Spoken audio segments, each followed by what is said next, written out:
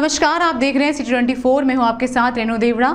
आइए नजर डालते हैं शहर की गतिविधियों पर। बुरानाबाद में जवाहर नवोदय विद्यालय में बच्चों ने जमकर हंगामा कर दिया। सुबह की प्रार्थना के बाद बच्चों ने स्कूल से वॉकआउट कर खुद को हॉस्टल में ही बंद कर लिया। बुरानाबाद में जवाहर नवोदय विद्यालय में बच्चों ने जमकर हंगामा कर दिया। सुबह की प्रार्थना के बाद से बच्चों ने स्कूल से किया वॉकआउट कर खुद को हॉस्टल में ही बंद कर लिया। चर्चा में बच्चों ने बताया कि स्कूल में उन्हें गुणवत्ता युक्त खाना नहीं मिल रहा। कुछ टीचरों के व्यवहार से बच्चे खुश नहीं हैं। इन्हीं सब मामलों को लेकर कक्षा 11वीं और 12वीं के लगभग 150 से ज्यादा छात्रों ने स्कूल के खिलाफ आंदोलन छेड़ दिया। मामला बढ़ता देख स्कूल के प्राचार्य डी.के. मेहता ने बच्चों को अपने कक्ष में बुलाया और समझाइश दी और मामला शांत करने का प्रयास किया। बता दें कि पिछले काफी समय से प्राचार्य डी.के. मेहता की कार्यप्रणाली पर प्रश्न खड़े हो रहे हैं। स्कूल स्टाफ का दबी जुबान में यहां तक कहना है कि नए प्रिंसिपल की कार्यप्रणाली की वजह से ही अक्सर स्कूल में हंगामे होते हैं। बच्चे ब्रेकफास्ट करने नहीं आ रहे हैं।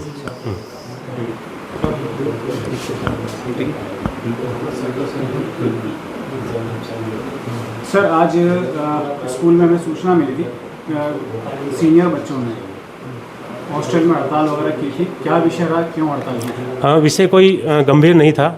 चूँकि रेजिडेंशियल स्कूल है इसलिए हमें गर्ल्स और बॉयज़ दोनों को एजुकेशन स्कूल है, तो हमें यहाँ पर अपने कुछ चीज़ों को स्ट्रिक्टली फॉलो करना पड़ता है, क्योंकि सभी पेरेंट्स अपने बच्चों को यहाँ छोड़ के जाते हैं हमारे यहाँ वाला।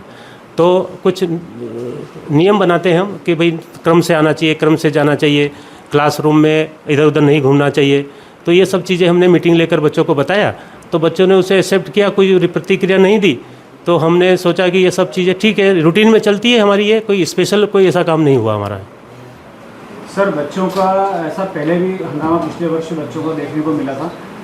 ये लगभग कई बार ऐसे सुनने में आती है क्या कि खाने की क्वालिटी को लेकर के, एजुकेशन को लेकर के बच्चों की समस्या रहती है। हाँ, देखो क्या है ना, बच्चे यहाँ पे सिलेक्टेड होते हैं लेकिन ग्रामीण बच्चे हैं, तो उनकी जो उम्मीदें हैं, हमारी भी बहुत उम्मीदें होती है और उसी के हिसाब से हम काम करते हैं।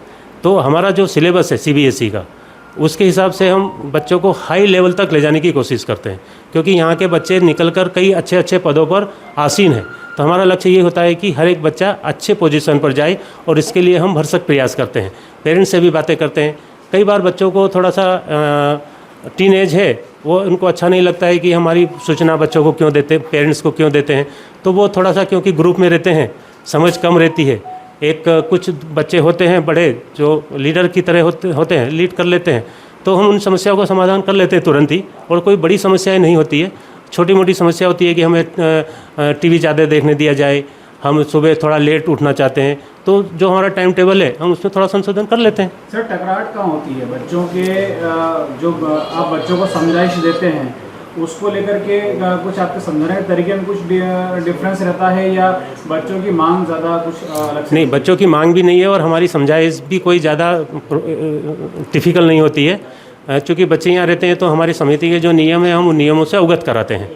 अब चूँकि मीडिया जो भी सिचुएशन है वो बाहर हो जाती है, बच्चे बाहर, छोटे छोटे बच्चे भी मोबाइल लेकर चलते हैं, घूमते हैं, तो हम यहाँ पे रेस्ट्रिक्शन करते हैं, क्योंकि ये को एजुकेशनल स्कूल है और यहाँ पे हमारी बहुत ज़्यादा जिम्मेदारी होती है। तो टकराव नहीं है, बच्चों को समझाते हैं, समझ भी जाते हैं।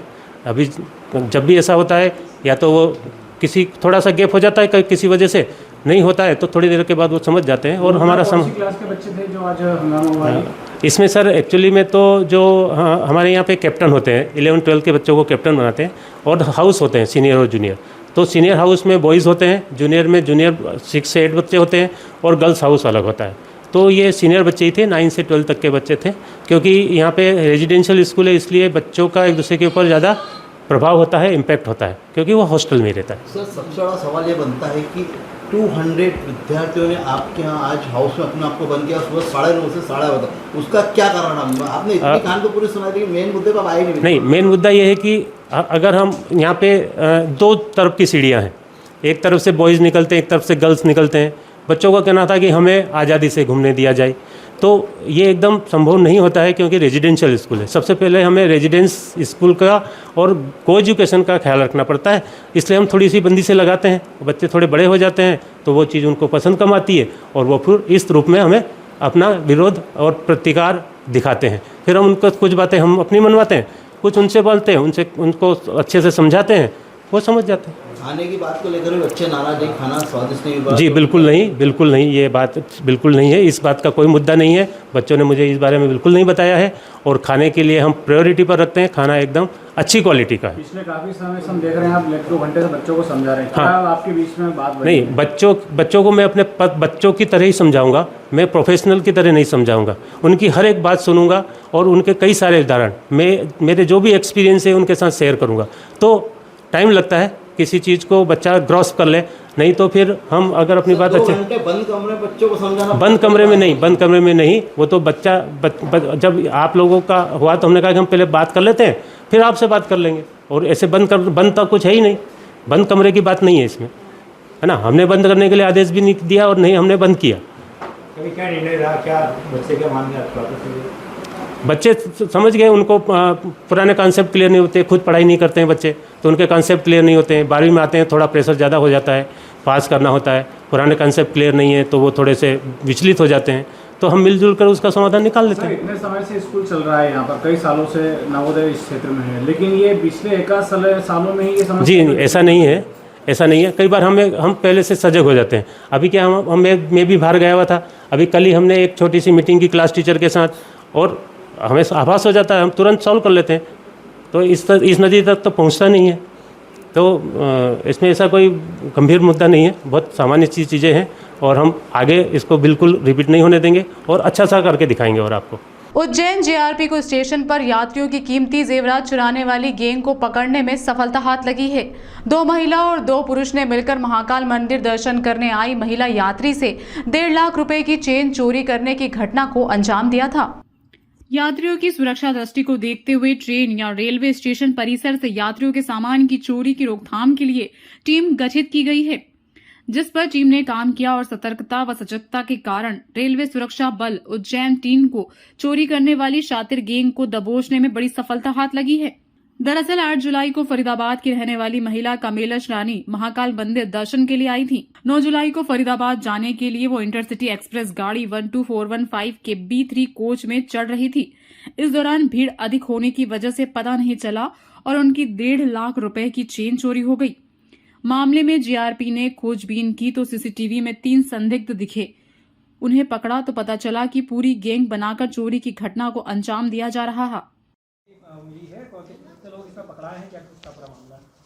सर इसमें स्टेशन पे बढ़ती भीड़ को देखते हुए और अपराध बढ़ते हुए, आपराधिक घटनाओं को बढ़ते हुए देखते हुए आरपीएफ के वरिष्ठ अधिकारी एवं जीआरपी के वरिष्ठ अधिकारियों द्वारा अलग अलग दोनों टीमें बनाई थी। जो दोनों टीमें आरपीएफ की टीम और जीआरपी की टीम दोनों संयुक्त रूप से काम कर रही हैं और दोनों को संयुक्त रूप से टीम में ये दिनांक 9/7/23 को एक महिला जो इंटरसिटी एक्सप्रेस से यात्रा करने के लिए यहाँ से चल रही थी, उसके गले से एक सोने की चेन चोरी हो गई थी।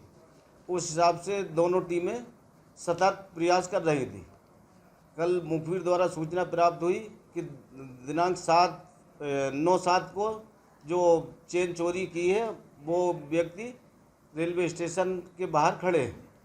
उस पे से दोनों टीमों ने प्रयास करते हुए उनको पकड़ के थाने लाए और थाने में पूछताछ की। पूछताछ में उसके बैग से, लेडीज पर्स से एक सोने की चेन वजनी लगभग 25 ग्राम की जब्त हुई, जो कीमत है 1,32,000।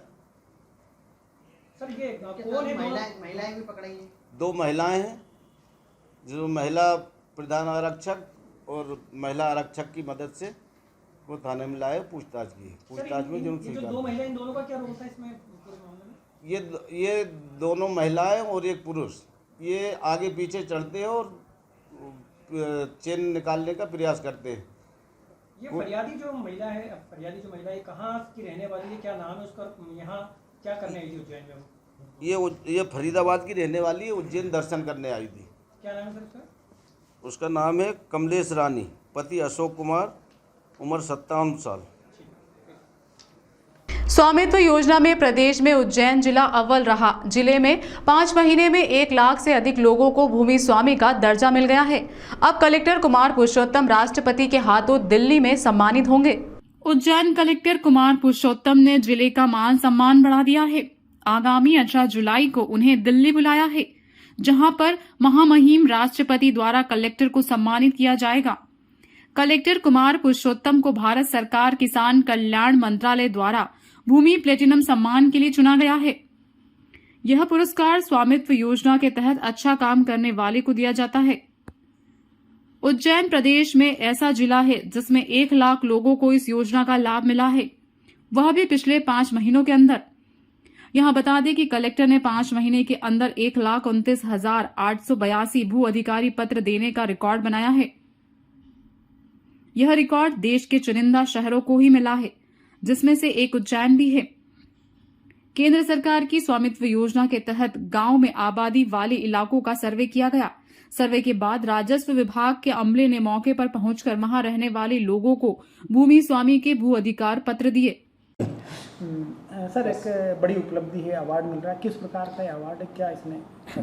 देखिए, उज्जैन जिले में स्वामित्व योजना के तहत पिछले 5 महीनों में 1 लाख से अधिक भूस्वामियों को उनके अधिकार पत्र दिए गए हैं। जैसा कि आपको मालूम होगा, आबादी भूमि में किसी के पास दस्तावेज नहीं होता, तो हम लोगों ने पूरी टीम ने मेहनत करके राजस्व विभाग की 1 लाख से अधिक भूमि स्वामियों को उनके दस्तावेज उपलब्ध कराए, उनके रिकॉर्ड ऑफ राइट्स बनाए।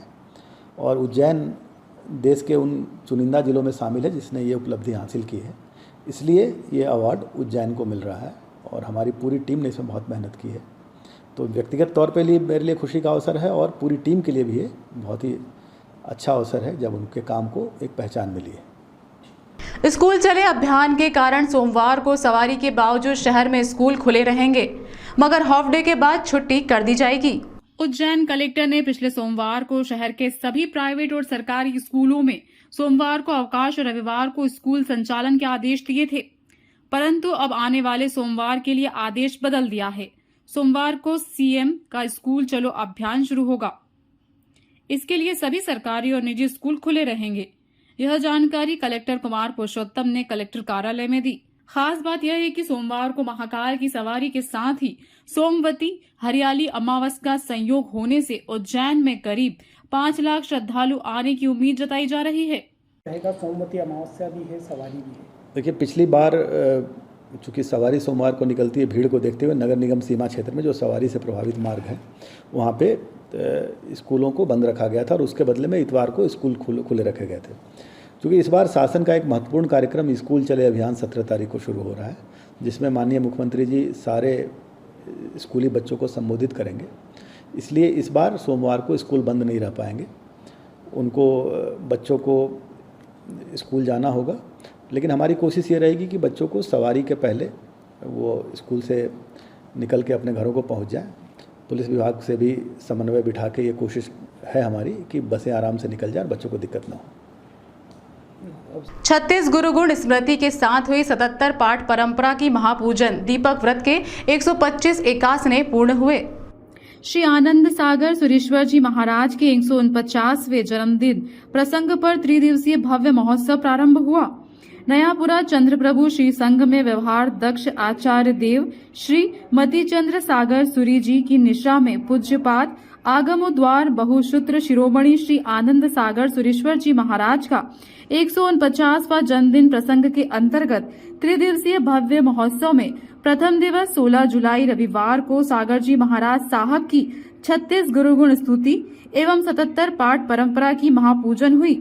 तत्पश्चात दीपक व्रत के 125 एकासने धूमधाम से पूर्ण हुए।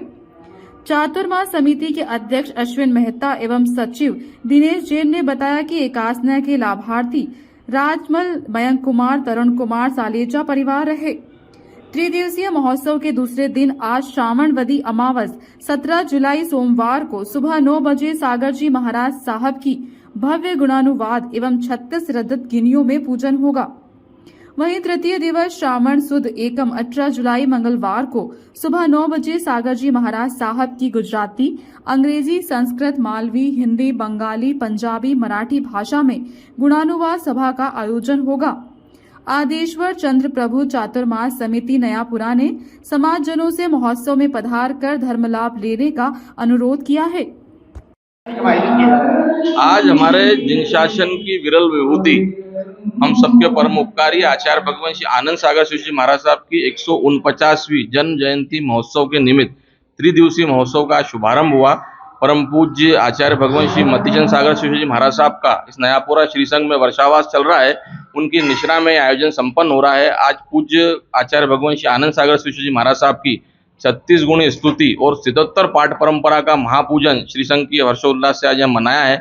उसके पश्चात यहाँ दीपक व्रत के एकादशी भी श्री संघ ने रखे हैं, जिसमें लगभग 150 से अधिक लाभार्थी उसमें लाभ ले रहे हैं और पूरे उल्लास के साथ गुरुदेव की जन्म जयंती का महोत्सव कल भी मनेगा। कल यहाँ उनकी जयंती है, कल उस पर गुणानुवाद सभा का आयोजन होगा, पूरे श्री संघ का स्वामी वात्सल्य होगा। तत्पश्चात तीसरे दिन भी युवाओं द्वारा विविध भाषाओं में अलग अलग संस्कृत, प्राकृत, बंगाली, गुजराती, मराठी, हिंदी, अंग्रेजी सभी भाषाओं में गुरु की गुणानुवाद किया जाएगा और विविध कार्यक्रम इस त्रिदिवसीय महोत्सव के अंतर्गत यहाँ संपन्न हो रहे हैं। पूरे हर्षोल्लास के साथ परम पूज्य आचार्य भगवान मतिचंद सागर शिव जी महाराज साहब की निश्रा में यह वर्षावास यहाँ पे चल रहा है। विधानसभा चुनाव के पहले उज्जैन को बड़ी सौगात फ्रीगंज ब्रिज के रूप में मिली है। यह नवीन ब्रिज 18 माह में बनकर तैयार होगा। नए शहर से पुराने शहर को जोड़ने वाला यह ब्रिज यातायात को सुगम बनाएगा। उज्जैन शहर को सरकार ने फ्रीगंज ब्रिज के रूप में बड़ी सौगात दी है। 92 करोड़ रुपए में बनने वाले ब्रिज के लिए वित्तीय समिति ने राशि मंजूर की है। साथ ही चुनाव से पहले पूरे प्रदेश में 17 ब्रिज मंजूर किए गए हैं। दरअसल उज्जैन दक्षिण विधानसभा के क्षेत्र के लोगों की नए शहर और पुराने शहर को जोड़ने के लिए ब्रिज की मांग कई सालों से उठ रही थी, जिसको लेकर उज्जैन दक्षिण से विधायक मोहन यादव लगातार सक्रिय थे। ब्रिज के प्रस्ताव को वित्त समिति की स्वीकृति का इंतजार किया जा रहा था। अब जाकर प्रदेश की शिवराज सरकार ने विधानसभा चुनाव से पहले 17 रेलवे ओवरब्रिज मंजूर कर दिए गए हैं। इससे महाकाल नगरी उज्जैन को बड़ी सौगात मिली है। फ्रीगंज में करीब 80 साल पुराने ब्रिज के समानांतर नया ओवरब्रिज बनाने की मंजूरी दे दी गई है। इसके लिए करीब 92 करोड़ रुपए स्वीकृत किए गए हैं, जो प्रदेश के लिए मंजूर सबसे ज्यादा राशि है।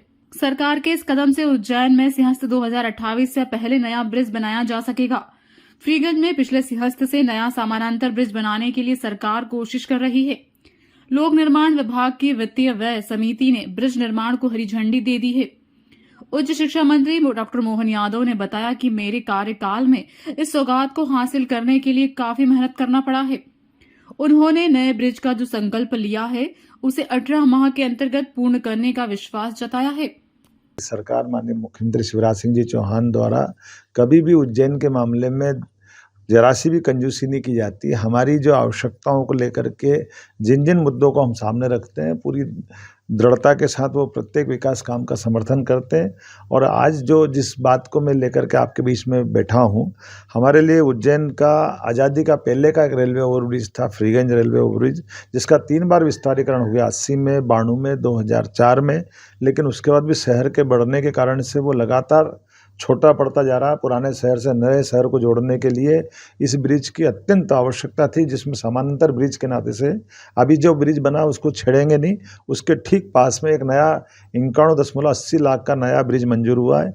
मुझे कमिश्नर बंगले होते हुए इंदिरा गांधी चौराहे तक जाएगा, अर्थात एक मार्ग आने का, एक मार्ग जाने का। जो पुराने शहर से जोड़ने के लिए 4 लेन की दरकार थी, ये उसकी पूर्ति भी करेगा। और ये रोज़मर्रा के लिए जो बड़ी भारी दिक्कत थी, कोई ऐसा ब्रिज नहीं है जिसको बीचों बीच से ऐसा डिवाइड करें और वो डिवाइडर के आधार पर जनता परेशान होती है।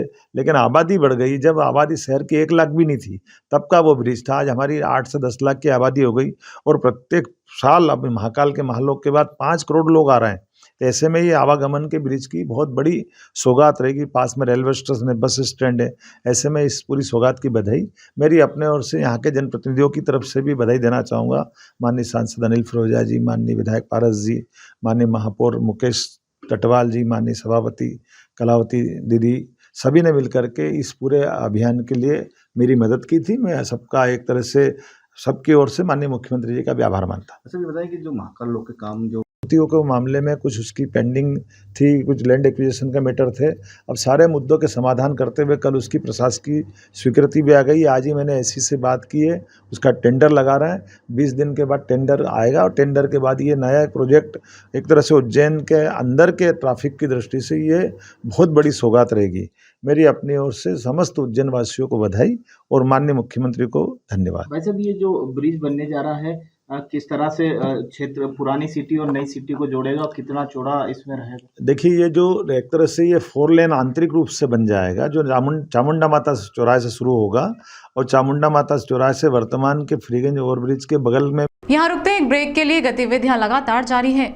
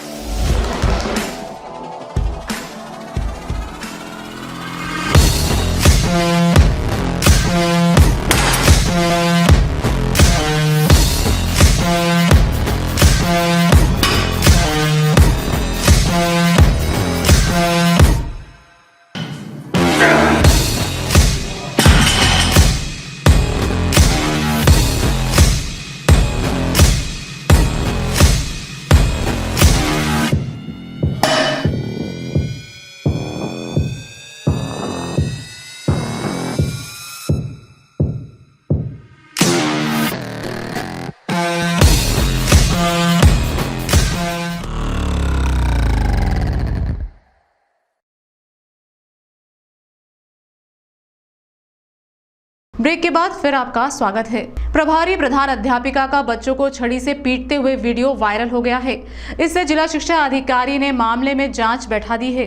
यह वीडियो इंदौर रोड स्थित शासकीय विद्यालय गोठड़ा का है। वायरल हुए वीडियो में विद्यालय की प्रभारी प्रधान अध्यापिका ज्योति बाला निगम माध्यमिक कक्षाओं के विद्यार्थियों को कतार में खड़ा कर छड़ी से पीटते हुए नजर आ रही हैं। इसे लेकर जिला शिक्षा अधिकारी कार्यालय में एक लिखित शिकायत दी हुई है। इसमें 11 जुलाई की घटना का जिक्र है। शनिवार को शिक्षक KL सोलंकी स्कूल पहुंचे। सोलंकी ने बताया, वीडियो की जानकारी मिलने पर स्कूल पहुंचे, लेकिन जिस नाम से शिकायत हुई है उन पालकों ने इस पर कार्रवाई से मना किया है।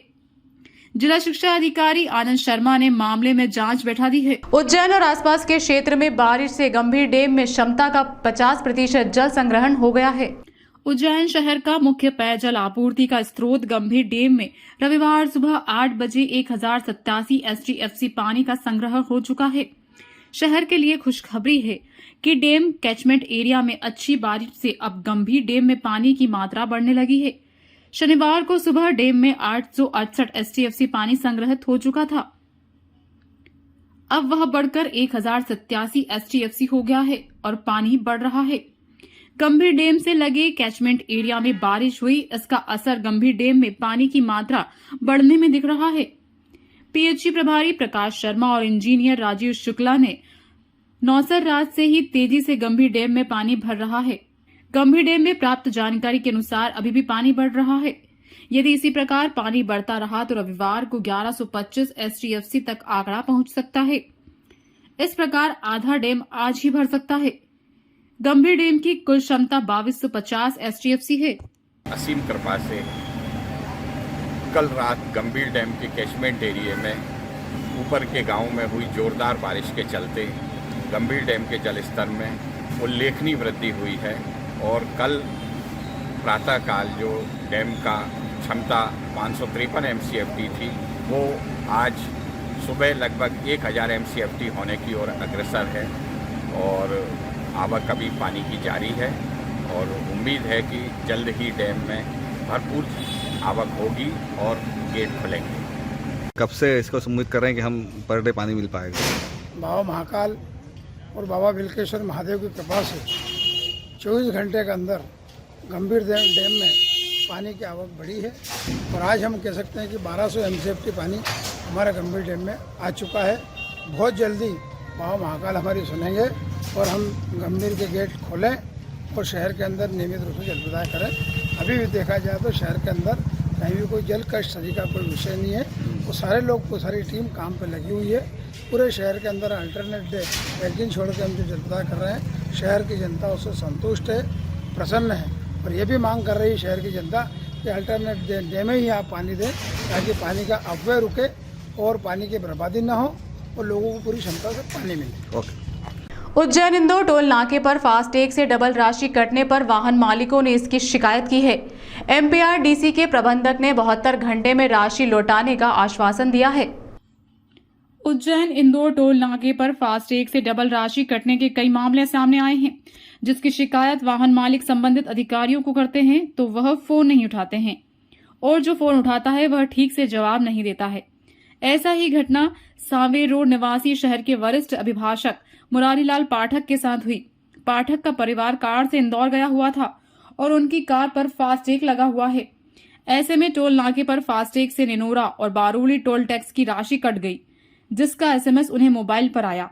खास बात तो यह रही कि राशि नियम विरुद्ध 2 बार कट गई। एडवोकेट मुरारीलाल पाठक ने इसकी शिकायत MPRDC व संबंधित अधिकारियों को की। कुछ अधिकारियों ने तो फोन ही नहीं उठाया और जिन अधिकारियों ने फोन उठाया उनका कहना था कि 72 घंटे के भीतर राशि आपके अकाउंट में आ जाएगी। वहीं एडवोकेट पाठक का कहना है कि इस मामले में संभागायुक्त और जिला प्रशासन को संज्ञान लेना चाहिए। कई वाहन मालिक ऐसे होते हैं जो अन्य प्रदेशों से आते हैं और वह दूर निकल जाने की वजह से इस प्रक्रिया को फॉलो नहीं कर पाते हैं। ऐसे में ग्राहकों को फास्टैग के नाम पर ठगा जा रहा है। आज मेरी कार जो है MP 13CA 6610 मेरे परिवार के सदस्य जो है उस वाहन से इंदौर गए थे। अब इंदौर जाने में क्या हुआ कि उसमें फ्लैश वो लगा हुआ फास्टैग, तो फास्टैग पर जो अमाउंट कटौतरा होता है उसका मैसेज हमको आया। तो एक जगह कटेगा, दूसरी जगह तो कटने का प्रश्न नहीं है, परंतु एक ही बार जाने में उस वाहन का 2 बार का जो कटौतरे का मैसेज हमारे मोबाइल पे, मतलब मेरे बेटे के मोबाइल पर आया। तब इस संबंध में जब हमने जानकारी ली भाई ऐसा क्यों हो रहा है ये, तो नंबर नहीं मिल रहा था। फिर हमने नंबर ज्ञात किया तो जो जनरल मैनेजर साहब है जिनका नंबर मुझे मिला था राकेश जैन साहब का, उनको मैंने 4 बार फ़ोन किया, उन्होंने फ़ोन रिसीव नहीं किया। उसके बाद में एक मिस्टर गुर्जर करके है, उनका फ़ोन मैं बार बार लगा रहा था तो उस पर एक बिजी की टोन आ रही थी, वो फ़ोन रिसीव नहीं हो पा रहा था। फिर मुझे मनवानी जी का फ़ोन नंबर मिला, मैंने मनवानी जी को फ़ोन किया, उन्होंने मुझे रिप्लाई दिया। और एक कुलदीप द्विवेदी जी का उन्होंने मुझे नंबर दिया था, तो उस पर मैंने जब उनसे कुलदीप जी को भी फ़ोन किया तो उनका भी बिजी आ रहा था। बाद में कुलदीप जी ने मुझसे चर्चा की तो मैंने उनको डिटेल भेजी, और डिटेल भेजने के बाद में उनका ये कहना कि साहब सिस्टम में 5 मिनट से लेकर 72 घंटे तक में ऐसा मतलब जो है आपको पेमेंट रिफंड होगा, और हमारी टीम जो है उसकी जाँच कर रही है। तो इस प्रकार से ये हो रहा है, और आए दिन समाचार पत्रों में ये पढ़ने को मिल रहा है कि बार बार मतलब जो एक ही बार जाने में डबल पैसा कट रहा है। तो ये तो इन लोगों की मतलब MPRDC की या उन्होंने जिनको ये टोल टैक्स ठेके पर दिया है उन लोगों की बिल्कुल लापरवाही है, और लोगों से गलत प्रकार से इनकी वसूली हो रही है। इस पर रोक लगाई जानी चाहिए, और इसमें प्रशासन को, जिला प्रशासन को, संभाग आयुक्त महोदय को इसका संज्ञान लेना चाहिए। ठीक। वहीं एडवोकेट पाठक ने खाते से डबल राशि कटने के मामले में MPRDC के जिला प्रबंधक SK मनवानी का कहना है कि उज्जैन इंदौर टोल टैक्स इंदौर संभाग के अधीन आता है। बावजूद इसके यदि ग्राहकों के साथ इस प्रकार की घटना होती है तो इसमें बैंक दोषी है, और 72 घंटे के भीतर ग्राहक के अकाउंट में पैसे रिटर्न आ जाते हैं। यदि 72 घंटे के भीतर भी पैसा नहीं मिलता है तो ग्राहक टोल नाके पर पहुंचकर शिकायत कर राशि ले सकता है। क्योंकि ये रोड इंदौर संभाग द्वारा देखा जाता है जी, तो इसमें कभी कभी ये बैंक की तरफ से ही जो इस तरह की कोई गलती होती है कि एक बार की जगह 2 बार कट जाते हैं, किंतु बैंक के नियम के अनुसार ये 72 घंटे में जो है राशि जो गलत काटी गई है अकाउंट से पुनः जो है रिवर्स होकर अकाउंट में आ जाती है। यदि 72 घंटे में ये राशि नहीं आती है तो कंज्यूमर जो है इसकी शिकायत कर सकता है टोल पे जी, और उसको जो है राशि लौटाई जाएगी। त्रिदिवसीय गुरुगुण स्पर्श उत्सव का आयोजन खाराकुआ बड़ा उपाश्रम में किया गया। श्री जी आनंद सागर सुरेश्वर जी महाराज के 149वें जन्मदिन पर प्रसंग त्रिदिवसीय भव्य महोत्सव का आयोजन बड़ा उपाश्रय खाराकुआ में सम्यक दर्शन श्री जी महाराज साहब के सानिध्य में किया जा रहा है। आनंद सागर जी महाराज के जन्मोत्सव के उपलक्ष्य में महाराज साहब की 36 गुरुगुण स्तुतियां हुई। इस अवसर पर 16, 17 और 18 तारीख को विभिन्न कार्यक्रम भी आयोजित किए जाएंगे। फिलहाल इस अंक में इतना ही। अगले अंक में आपसे फिर मुलाकात होगी। नमस्कार।